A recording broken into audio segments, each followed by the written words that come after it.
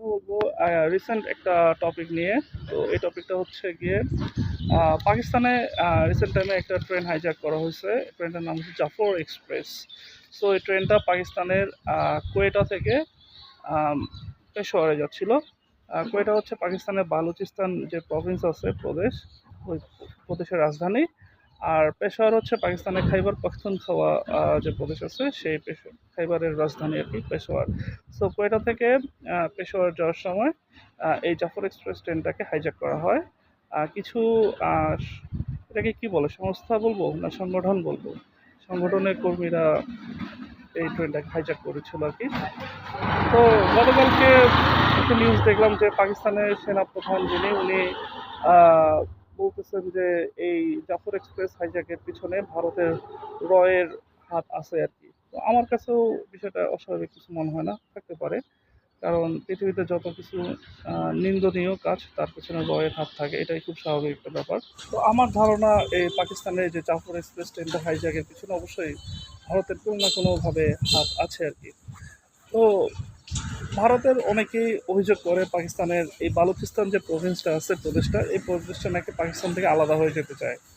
হ্যাঁ, ওরা চায় যে পাকিস্তান থেকে আলাদা হয়ে যাক, এবং ওরা একটা নিজেরা একটা রাষ্ট্র গঠন করবে বালুচিস্তান নামে।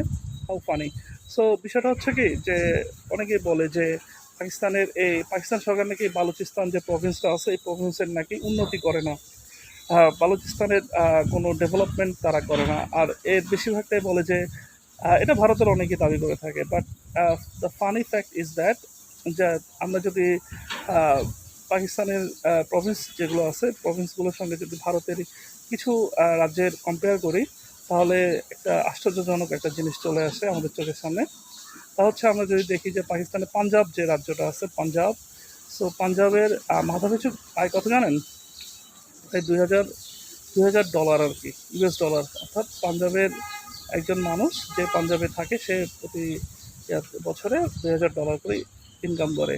তারপরে পাকিস্তানের সিন্ধ যে প্রদেশটা আছে, পাকিস্তানের দ্বিতীয় বৃহত্তম অর্থনৈতিক রাজ্য যেটাকে বলা হয়, সিন্ধের যেখানে করাচি শহর অবস্থিত। তো সিন্ধের আহ, আহ, মানুষের মাথাপিছু আয় হচ্ছে প্রায় কত দেখলাম, 1997, 1997 US ডলার আর কি। তো কম না। এবং ফানি ফ্যাক্ট হচ্ছে পাকিস্তানের বেলুচিস্তান প্রদেশের আহ, মানুষের মাথাপিছু আয় হচ্ছে 1661 US ডলার। এটাও কিন্তু কম না আর কি।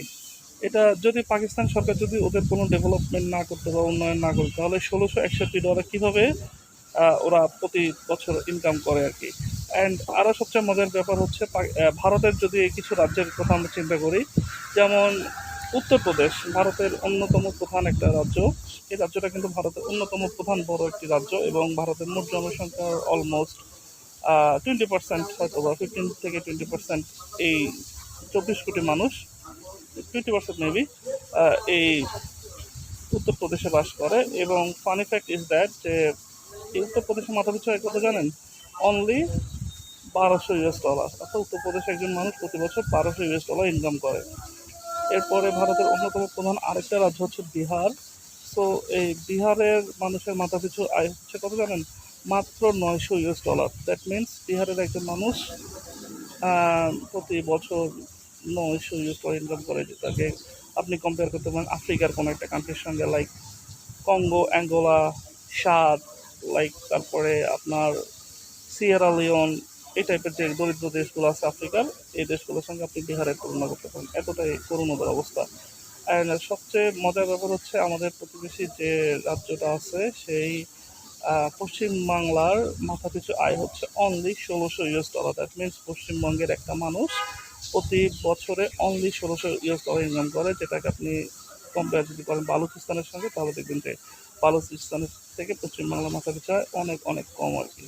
সো যেখানে পশ্চিমবাংলার মানুষের এই দুরবস্থা, তাদের মাথাপিছু আয় পাকিস্তানের বালুচিস্তান প্রদেশের থেকেও অনেক কম। ওদের মাথাপিছু আয় অনলি $1,600। সো তারা কিভাবে বলে যে পাকিস্তানের বালুচিস্তানে ডেভেলপমেন্ট হচ্ছে না, উন্নয়ন হচ্ছে না, পাকিস্তান সরকার বালুচিস্তান উন্নয়ন করতেছে না, হ্যান ত্যান ইত্যাদি বলে। আসলে ওরা নিজেরা নিজেদের দিকে তাকায় না, যার কারণে এই অবস্থা, ওদের দুরবস্থা। ওরা সবসময় অন্যের সমালোচনা করে, অন্যকে নিয়ে পড়ে থাকে।